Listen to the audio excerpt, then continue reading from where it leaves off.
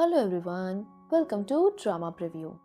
आज मैं आपके लिए एक बेहद ही दिल को छू लेने वाली मूवी जो आपको रोने पर मजबूर कर देगी, ऐसी मूवी की एक्सप्लेनेशन लाई हूँ जिसका नाम है योर आईज टेल। तो चलिए शुरू करते हैं आज की मूवी की एक्सप्लेनेशन। रू एंटोनियो एक लड़का है जो अपनी जिंदगी अकेले जी रहा है। वो जापान के एक छोटे से अपार्टमेंट में रहता है, बिल्कुल सिंपल सी जगह पर। एंटोनियो एक ट्रेंड और टैलेंटेड किक बॉक्सर है, लेकिन उसका पास्ट काफी डार्क रहा है, जहां वो कुछ क्रिमिनल्स के साथ जुड़ा हुआ था। ये सब उसकी जिंदगी का वो हिस्सा है जिसे वो अब दूर भागना चाहता है। अब वो उस अंधेरी दुनिया को छोड़ चुका था। आज के टाइम में वो छोटे मोटे जॉब्स करता था, जैसे डिलीवरी और सामान पिकअप करना। उसके पास तो फोन तक नहीं था। अब वो एक बहुत ही ज्यादा सीधी सादी जिंदगी जीता है। एक दिन उसे पार्किंग लॉट के केयरटेकर की जॉब मिलती है। वो एक बूढ़े आदमी की जगह लेता है जो अचानक से कहीं भाग गया था। एंटोनियो अपनी नई जॉब शुरू करता है, पर काम इतना बोरिंग होता है कि वो वहीं बैठकर झपकी लेने लगता है, क्योंकि बस गाड़ियों को आते और जाते हुए उसे देखना था। यही उसका काम होता है। तभी अचानक एक लड़की वहाँ आती है। वो एंटोनियो के पास आ जाती है जैसे वो बरसों से उसे जानती हो। वो उसके बिल्कुल करीब आ जाती है और बिना रुके बड़े जोश के साथ बातें करना शुरू कर देती है। एंटोनियो समझ जाता है कि वो लड़की अंधी है और वो उसे बूढ़ा आदमी समझ रही है जो कि उसका दोस्त था। उस लड़की को बिल्कुल नहीं पता होता कि वो बूढ़ा आदमी अब यहाँ नहीं है। वो बिना रुके एंटोनियो से बात करती रहती है। एंटोनियो इतना ज्यादा सरप्राइज होता है कि कुछ रिएक्ट ही नहीं कर पाता। वो लड़की उसे एक संतरा और स्टीम्ड बन पकड़ा देती है। एंटोनियो चुपचाप दोनों चीजें ले लेता है। वो अपने लिए खाना लाई होती है और उसके लिए ब्रेड लाती है। साथ ही साथ वो उसके लिए कुछ नाइट ड्रिंक्स भी लाई होती है। थोड़ी देर बाद वो नोटिस करती है कि एंटोनियो की स्मेल कुछ अलग है। तब जाकर उसे एहसास होता है कि ये तो उसका दोस्त यानी कि वो बूढ़ा आदमी है ही नहीं। एंटोनियो हिचकिचाते हुए बोलता है कि शायद वो बूढ़ा आदमी कहीं चला गया है, जिस पर लड़की एंटोनियो से पूछती है कि फिर तुमने मेरा दिया हुआ खाना क्यों एक्सेप्ट किया। यहाँ एंटोनियो ऑकवर्ड हो जाता है। वो सब चीजें उसे वापस कर देता है। इसके बाद लड़की बताती है कि कैसे वो और बूढ़ा आदमी केबिन में बैठकर अक्सर टीवी शो देखा करते थे। वो कंफ्यूजन के लिए माफी मांगती है और फिर अपनी वॉकिंग स्टिक के सहारे वहां से निकल जाती है, पर बाहर बारिश होने लगी थी। एंटोनियो भी ये नोटिस करता है और वो उसे अंदर आने का इनवाइट करता है, क्योंकि वो बाहर फंस चुकी थी। लड़की उसकी बात मान लेती है। इसके बाद वो दोनों मिलकर उसका फेवरेट टीवी शो देखते हैं। एंटोनियो देखता है कि वो सिर्फ टीवी की आवाज को बहुत ज्यादा ध्यान से सुन रही थी। शो के बाद वो उसका शुक्रिया करती है और उसे एक ब्रेड देती है। साथ ही वो उसे याद दिलाती है कि टी ऑलिव प्लांट को पानी देते रहना। ये वही प्लांट है जिसका ख्याल वो बूढ़ा आदमी भी रखता था। एंटोनियो उसे हाँ कहता है। वो भी उस लड़की के विजिट से काफी ज्यादा हैरान था। बाद में वो शावर लेता है और पास वाले कमरे में चला जाता है जहाँ वो बूढ़ा आदमी रहता था और लड़की का दिया हुआ ब्रेड खाता है। फिर वो टी ऑलिव प्लांट को पानी देता है। वहीं दूसरी ओर लड़की अपने घर पर होती है। वो अपने लिए ब्रेकफास्ट बनाती है जिसमें बेकॉन, ब्रेड और सैलेड होता है। वो बिल्कुल अकेली रहती है और खुद ही अपना खाना बनाती है। वो एक कॉल सेंटर में काम करती है जहां वो कस्टमर्स की कॉल हैंडल करती है, चाहे कस्टमर्स कितना ही इरिटेटिंग क्यों ना हो। वो सबसे बड़ी शांति और ग्रेस के साथ बात करती है। जब कोई कस्टमर उससे बहुत ज्यादा परेशान करता है तो उसकी कलीग उसे तसल्ली दे दिया करती थी, पर उसका बॉस बहुत ही ज्यादा बुरा और घटिया आदमी था। वो अक्सर उसे अनकंफर्टेबल फील कराता था। जॉब खो देने के डर से वो सब कुछ चुपचाप सह लेती थी। दूसरी तरफ हम एंटोनियो को देखते हैं जो कि किक बॉक्सिंग क्लब जाता है। ये वही जगह है जहाँ वो पहले प्रैक्टिस करता था। वो अपने पास्ट बिहेवियर के लिए माफी मांगने आया होता है। उसे क्लब से निकाल दिया गया था क्योंकि वो क्रिमिनल एक्टिविटीज में इन्वॉल्व था। उसका कोच जिन उसे देखकर थोड़ा पिघल जाता है, लेकिन क्लब का ओनर अभी भी उससे गुस्सा था। वो एंटोनियो की माफी एक्सेप्ट करने को तैयार नहीं होता। जिन एंटोनियो को दोबारा क्लब ज्वाइन करने के लिए पुश करता है, लेकिन एंटोनियो मना कर देता है। तभी क्लब ओनर जिन को ग्लव्स पहनने और रिंग में वापस आने को कहता है, लेकिन एंटोनियो फिर से माफी मांगता है और क्लियर करता है कि वो यहाँ सिर्फ और सिर्फ अपनी किए के लिए माफी मांगने आया है, वापस ज्वाइन करने के लिए नहीं। बाद में एंटोनियो एक और गलती सुधारने की कोशिश करता है।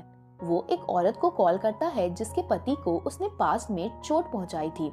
वो औरत उसे कहती है कि अब कॉल मत करना, क्योंकि वो पहले ही उसे माफ कर चुकी है।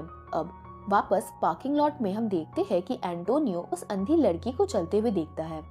उसके मन में एक अजीब सी इच्छा होती है कि काश वो अंदर आ जाए, लेकिन उसे खुद बहुत ऑकवर्ड लगता है उसे इनवाइट करना। जैसे ही वो मन ही मन दुआ करता है, वो लड़की खुद ब खुद वहाँ आ जाती है। वो पूछती है कि क्या वो बूढ़ा आदमी वापस आ गया, जिस पर एंटोनियो ना कहता है और फिर उस लड़की का लंच बॉक्स उसे वापस कर देता है। साथ ही वो कल के डिलीशियस ब्रेड के लिए उसे थैंक्स भी बोलता है। वो लड़की फिर से टी ऑलिव फूल की मीठी खुशबू महसूस करती है। एक बार फिर वो दोनों बैठकर वही टीवी शो देखते हैं। टीवी देखते वक्त एक अजीब सी बदबू उस लड़की को परेशान कर रही होती है। वो एंटोनियो से कहती है कि खिड़की खोलने को, पर बदबू फिर भी नहीं जाती। यहाँ एंटोनियो एम्बैरेस हो जाता है क्योंकि उसे रियलाइज होता है कि ये स्मेल दरअसल उसके गंदे शूज से आ रही है। वो और ज्यादा ऑकवर्ड फील करने लगता है। वो लड़की समझ जाती है कि उसकी बाकी सेंसेस बहुत ज्यादा स्ट्रॉन्ग हैं। यहाँ वो बताती है कि स्मेल और आवाज से वो लोगों को समझ सकती है और उन्हें पहचानती है।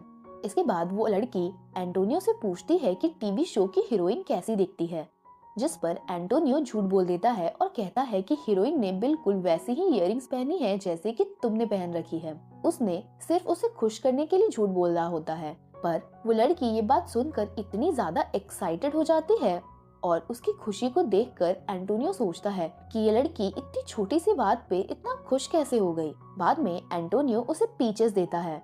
यहाँ वो लड़की आखिरकार अपना नाम बताती है, अकारी। एंटोनियो उसे हाथ मिलाता है और अकारी नोटिस करती है कि उसके हाथ काफी ज्यादा सख्त है। वो पूछती है कि क्या वो नेक्स्ट वीक भी आ सकती है, जिस पर एंटोनियो बिना सोचे हाँ बोल देता है। उधर अकारी अपने घर पर होती है। वो पीचेस खाते हुए लॉन्ड्री कर रही थी। तभी ड्रेनेज में कपड़ा का टुकड़ा एक फंस जाता है। पूरा वॉशरूम पानी से भर गया था। जैसे ही अकारी उठकर देखने जाती है, वो फिसल जाती है और उसकी टांग जख्मी हो गई थी। वहीं दूसरी ओर पार्किंग लॉट के ऑफिस में एंटोनियो बेचैन होकर बैठा होता है। वो कानों में अकारी की वॉकिंग स्टिक की आवाज सुनने का इंतजार करता है। आखिरकार वो आ ही जाती है और सबसे पहली चीज जो वो नोटिस करती है वो होती है एंटोनियो के नए शूज की ताज़ा खुशबू। दोनों फिर से रोज की तरह टीवी शो देखने बैठ जाते हैं। टीवी शो में हीरोइन अपने प्यार के बारे में बात कर रही होती है। यहाँ अकारी एंटोनियो से पूछती है कि क्या हीरो हैंडसम है या नहीं। एंटोनियो मानता है कि हीरो सच में हैंडसम तो है, लेकिन साथ ही एक प्लेबॉय भी है। मस्ती में अकारी यहाँ पूछती है कि क्या एंटोनियो भी हैंडसम है और उसे स्ट्रिक्टली बोलती है कि मुझे सच सच जवाब देना, ठीक है। एंटोनियो समझ नहीं पाता कि आखिर वो क्या जवाब दे। यहाँ अकारी उसकी चुप्पी देखती है और मजाक में कहती है कि शायद तुम ज्यादा हैंडसम नहीं होगे, इसीलिए इतना सोच रहे हो जवाब देने में।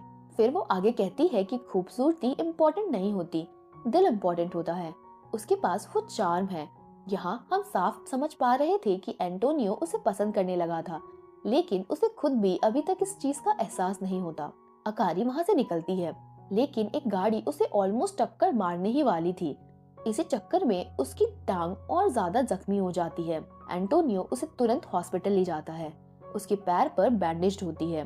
वापस आते वक्त उसे चलने में बहुत दिक्कत हो रही थी। रास्ते में अकारी उससे पूछती है कि तुम्हारा नाम क्या है, जिस पर एंटोनियो को जवाब नहीं देता क्योंकि उसका नाम जापानीज में नहीं बल्कि इंग्लिश में था। इसीलिए अकारी उसे मजाक में अंकल कहकर बुलाने लगती है। जब चलना मुश्किल हो जाता है तो एंटोनियो उसकी मदद करता है। अकारी उसे वार्न करती है कि बाद में तुम्हें अफसोस होगा, लेकिन एंटोनियो बिल्कुल नहीं रुकता। वो उसे पूरी रास्ते उठाकर ले जाता है, पर उसका घर सीढ़ियों के ऊपर होता है। अकारी उसे फिर से याद दिलाती है कि मैंने तुम्हें पहले ही कहा था कि तुम्हें बाद में अफसोस होगा, पर एंटोनियो कहता है कोई बात नहीं, और वो मुश्किल से उसे किसी तरीके से उन सीढ़ियों के ऊपर से उसके घर तक ले जाता है। फिर अकारी एक रिक्वेस्ट करती है। वो कहती है कि क्या तुम मेरा लॉन्ड्री ड्रेनेज अनक्लॉग कर दोगे। इसके बाद एंटोनियो ट्राई करता है। यहाँ उसे रियलाइज होता है कि दरअसल अकारी के अंडरगारमेंट्स ड्रेनेज में फंस गए हैं। ये सुनते ही अकारी शर्म से भर जाती है। इसके बाद वो शुक्रिया के तौर पर वो उसे 2 कंसर्ट्स के टिकट देती है। वो कहती है कि तुम अपने किसी फ्रेंड्स के साथ यहाँ चले जाना। ये सुनकर भी एंटोनियो चुप ही रहता है। उसकी चुप्पी अकारी समझ जाती है और कहती है ठीक है, मैं तुम्हारे साथ चलूंगी।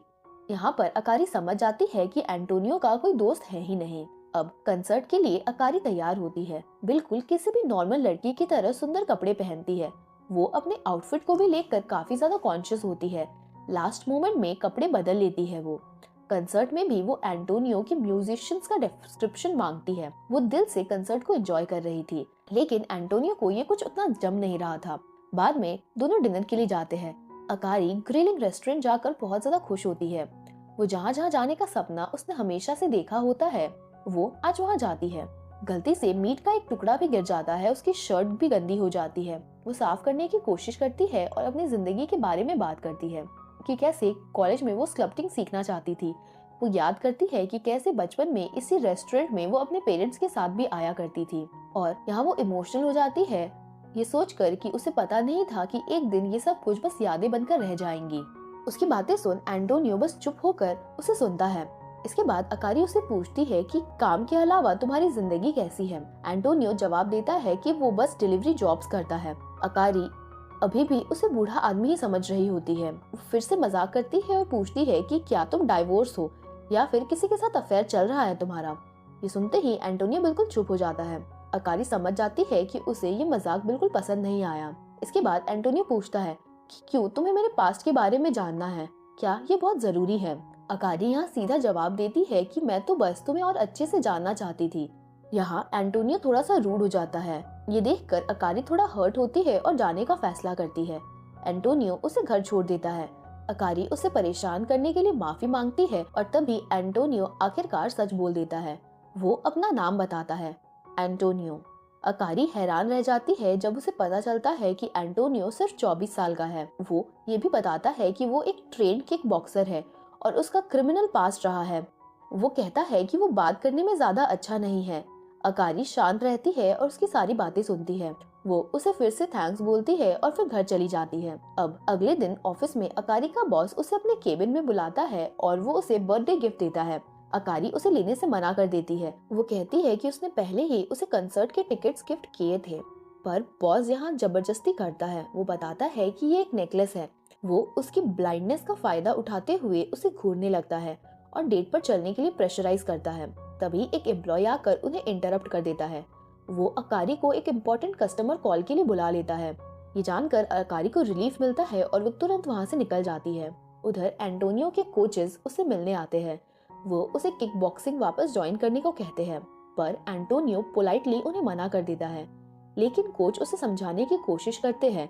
वो याद दिलाते हैं कि जब पहली बार अंडरग्राउंड टूर्नामेंट्स में वो मिले थे, तब उसे लगा था कि एंटोनियो वर्ल्ड चैंपियन बन सकता है। यहाँ एंटोनियो सच बताता है। वो कहता है कि कुछ साल पहले उसे 3 साल के लिए जेल हो गई थी। वो एक ऑर्गेनाइजेशन के लिए काम करता था जिसका लीडर साकुमो था, एक निर्दयी लोन शार्क जो पैसों के लिए लोगों को टॉर्चर करता है और मार देता है। एंटोनियो उसके लिए गंदे काम किया करता था, गद्दारी करने वाले को टॉर्चर करता था। फिर वो एक दिन पकड़ा गया और जेल चला गया। ये सुनकर कोचेस शॉक हो जाते हैं। इसके बाद हम देखते हैं कि एंटोनियो उस ऑर्फनेज में जाता है जहाँ वो बड़ा हुआ था। नन उसे देखकर बहुत खुश होती है। वो पूछती है कि क्या उसने बुरे लोगों के साथ काम करना छोड़ दिया। एंटोनियो अपना हाथ का निशान दिखाता है। वो टैटू निकालने का स्कार होता है। ये देखकर नन राहत की सांस लेती है और वो कहती है, अब थोड़ा ज्यादा मुस्कुराया करो। वो उसे बच्चों के बनाए हुए हेयर बो देती है और कहती है कि किसी अपने को गिफ्ट कर देना। एंटोनियो यहाँ अपना बचपन याद करता है कि कैसे साकुमो उसे दूसरे बच्चों को मारने के लिए मजबूर करता था। साकुमो ने उसे सिखा दिया था कि अच्छे लोग कमजोर होते हैं। उधर अकारी घर लौटती है। उसका बॉस वहाँ पहले से मौजूद होता है। वो जबरदस्ती अंदर घुस जाता है। गिफ्ट को अनओपन देखकर गुस्सा हो जाता है। वो अकारी को सोफे पर गिराता है और जबरदस्ती नेकलेस पहना देता है। अकारी उसे धक्का देती है और स्क्रैच भी करती है, पर वो इससे और ज्यादा हर्ट करने लगता है। अकारी अलार्म पकड़ने की कोशिश करती है, पर तभी एंटोनियो आ जाता है। वो बॉस को बुरी तरीके से पीट देता है। अकारी चीख कर उसे रोकने की कोशिश करती है, लेकिन एंटोनियो तब तक नहीं रुकता जब तक वो बॉस की उंगली नहीं तोड़ देता। यहाँ अकारी पूरी तरीके से घबरा जाती है। वो एंटोनियो से पूछती है कि जब उसने रुकने को कहा तो फिर वो क्यों नहीं रुका। यहाँ वो अपनी जॉब को लेकर बहुत ज्यादा परेशान होती है। ये बात एंटोनियो को अंदर से तोड़ देती है। वो समझ ही नहीं पाता कि आखिर अकारी वापस उस जगह काम कैसे कर सकती है, पर अकारी उसे बताती है कि एक अंधे इंसान के लिए जॉब ढूंढना कितना ज्यादा मुश्किल होता है। वो कहती है कि वो अगले दिन फिर से काम पर जाएगी जैसे कुछ हुआ ही ना हो। एंटोनियो उसे प्रॉमिस करता है कि वो उसकी सारी जिम्मेदारी लेगा, पर अकारी उसे वहाँ से जाने को कह देती है। एंटोनियो जाने से पहले टेबल पर वो हेयर बो रख देता है। इसके बाद एंटोनियो बहुत ज्यादा अकेला हो जाता है। वो उदास था और तन्हा भी। उधर अकारी भी उतनी ही अकेली महसूस कर रही थी। लेकिन कुछ ही दिनों में अकारी एंटोनियो को सरप्राइज देती है। वो पार्किंग लॉट में उसे मिलने आती है। वो बताती है कि उसने अपनी जॉब छोड़ दी है और अब वो कहीं घूमने जाना चाहती है। एंटोनियो खुशी खुशी ड्राइव करने के लिए मान जाता है। दोनों बीच पर जाते हैं, जहाँ विंड फार्म के साथ लहरों की आवाज चल रही होती है। समंदर की लहरों को देखते हुए एंटोनियो बताता है कि वो इसी बीच पर अपनी माँ के साथ चला करता था। उसकी माँ दोनों के लिए स्ट्रगल कर रही थी, लेकिन किसी तरह सिर्फ एंटोनियो ही जिंदा बच पाया। अकारी पूरी शिद्दत के साथ उसकी सारी बातें सुनती है। फिर वो एंटोनियो से कहती है कि समंदर के पास सी ग्लास ढूंढो। एंटोनियो एक टुकड़ा ढूंढ लेता है। अकारी उसके स्मूथ किनारों पर अपनी उंगलियों को महसूस करती है।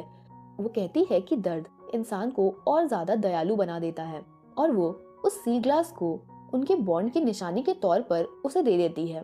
अब कुछ दिन बाद हम देखते हैं कि एंटोनियो फिर से किक बॉक्सिंग ज्वाइन कर लेता है। वो बहुत ही ज्यादा इंटेंस ट्रेनिंग शुरू करता है। वो अकारी के लिए एक गोल्डन रिट्रीवर पपी लाता है। दोनों पपी के साथ बहुत खुश रहते हैं। वो पपी का नाम सुकू रखते हैं। एंटोनियो अकारी के घर की मरम्मत करता है।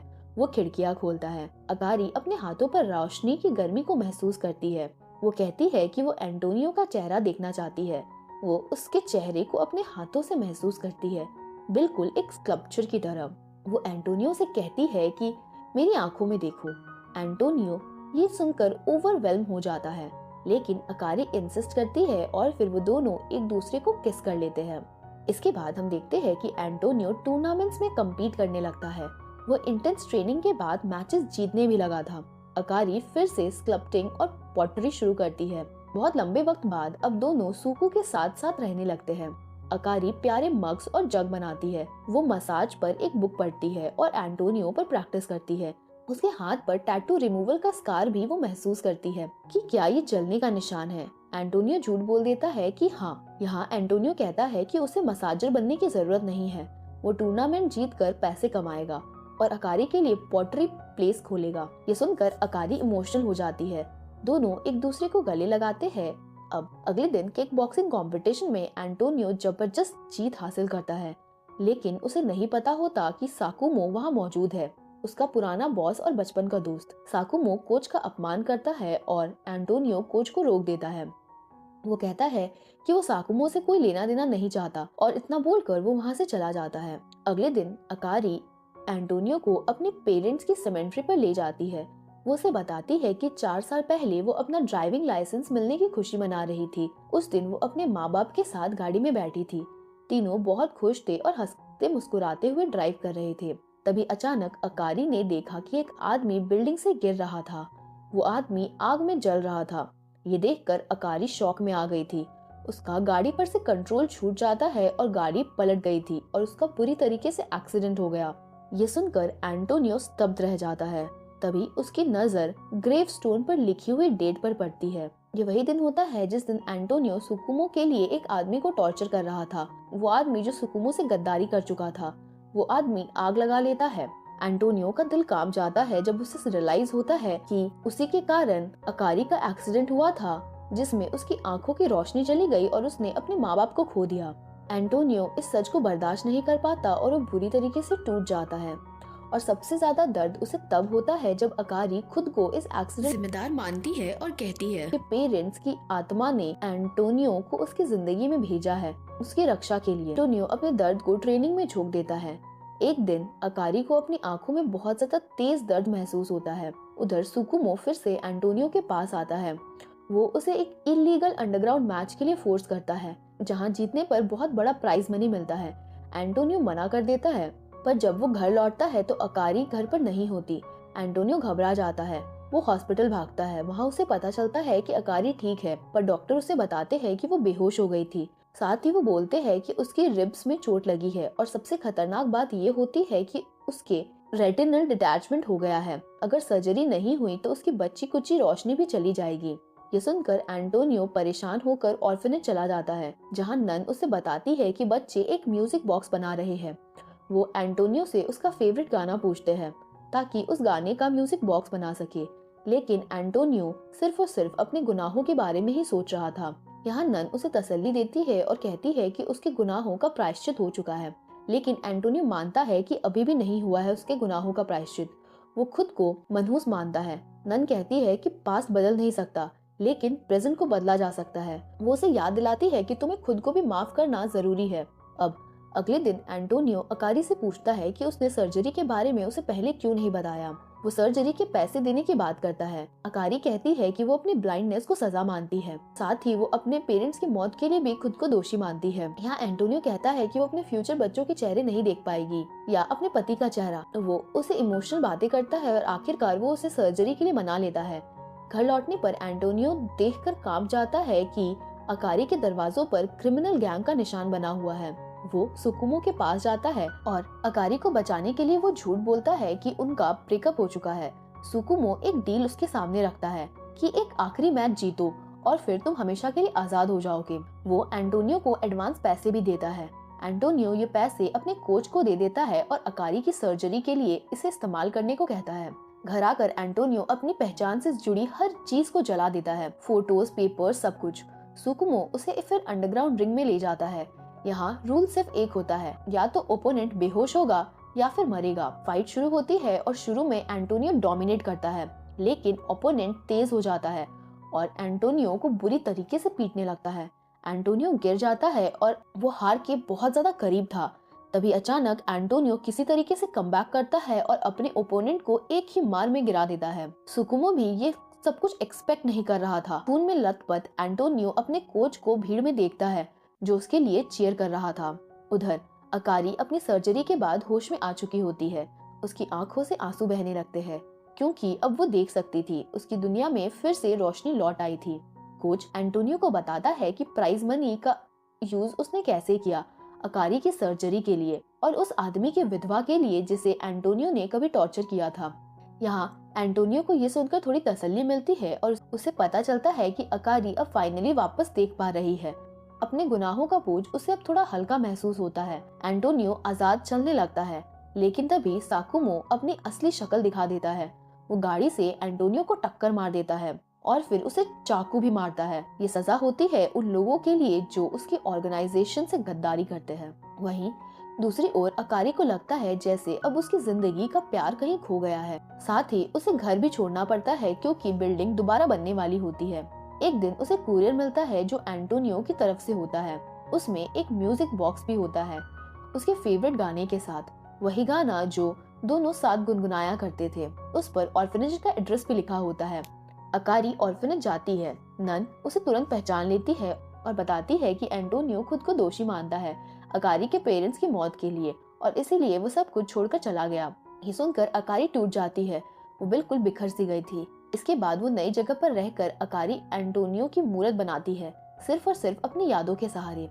इसी तरीके से 2 साल बीत जाते हैं। अकारी अपना पॉटरी स्टूडियो और शॉप खोल लेती है। सुकू भी अब बड़ा हो गया था।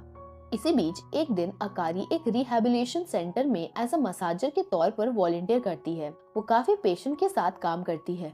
वहीं उसकी मुलाकात एक जवान लड़के से होती है जो पैरालिसिस का शिकार होता है। अकारी उसे नहीं पहचान पाती क्योंकि ये लड़का कोई और नहीं बल्कि एंटोनियो ही था जिसे वो इतने साल से ढूंढ रही थी। पर एंटोनियो उसे तुरंत पहचान लेता है, लेकिन वो अपनी पहचान छुपा लेता है। जब अकारी उसे मसाज करती है तो उसे कुछ जाना पहचाना सा महसूस होता है, लेकिन नाम अलग होता है, इसीलिए वो कंफ्यूज हो जाती है। अकारी के जाते ही एंटोनियो अकेले रो पड़ता है। वो अपने इमोशंस को कंट्रोल नहीं कर पाता। अब कुछ दिनों बाद एंटोनियो क्रचेस के सहारे चलने लगता है। वो एक शॉप देखता है जिसका नाम होता है एंटोनियो। वो अंदर जाता है जहाँ टी ऑलिव प्लांट को वो देखता है और फिर वो उसे खरीद लेता है, जैसे ये सब कुछ किस्मत का ही खेल हो। और उसमें वही गाना बज रहा था जो अक्सर अकारी हमेशा गुनगुनाया करती थी। उसकी सारी यादें ताजा हो जाती है। एक बार फिर से एंटोनियो फूट फूट कर रोने लगता है। वो प्लांट को उठाकर बाहर निकल जाता है, पर तभी सुकू उसे पहचान लेता है और दौड़कर उसके पास आ जाता है। यहाँ एंटोनियो गिर गया था। अकारी मदद के लिए दौड़ती है। वो उसे हॉस्पिटल वाले लड़के के रूप में पहचान लेती है। वो उसे ड्राइव भी ऑफर करती है, लेकिन एंटोनियो मना कर देता है। इसके बाद अकारी जब अपने शॉप पर आती है तो सेल्स गर्ल उसे बताती है कि एक कस्टमर गाना सुनकर फूट फूट कर रोने लगा था। ये सुनकर अकारी आखिरकार समझ जाती है कि वो लड़का कोई और नहीं बल्कि एंटोनियो ही था। वो उसे ढूंढने निकल पड़ती है, लेकिन वो उसे कहीं नहीं मिलता। दरअसल एंटोनियो बीच पर होता है, विंड फार्म के पास। वो समंदर में आगे बढ़ने लगता है, हाथ में सी ग्लास पकड़े हुए। तभी कोई उसका नाम पुकारता है और वो पीछे मुड़ता है, और वो कोई और नहीं बल्कि अकारी होती है। आखिरकार वो पल आ जाता है जिसका इंतजार हम सब कर रहे थे। अकारी उसे घर ले आती है, उसका चेहरा अपने हाथों में लेती है और कहती है, मेरी आंखों में देखो।